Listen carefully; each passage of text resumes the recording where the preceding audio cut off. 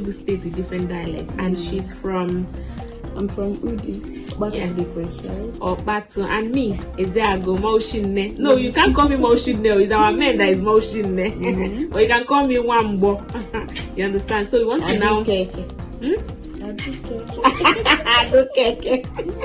Okay, so Ezeagu versus Udi.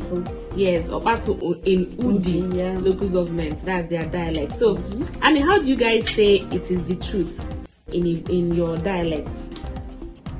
Ezeagu. Okay, it is the truth in Central Igbo is Ezeagu. Yeah. Ezeagu. Their side they say Ezeagu. Our own side we say nene.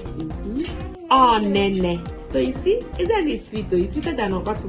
It's a lie. Everybody with their own preferences. Yeah. So how do you guys say I want to shit in your own dialect? So in Central Igbo, it is achorom eyunse. But in your own dialect, how do you guys say it? We say achorom eyunse. Achorom eyunse.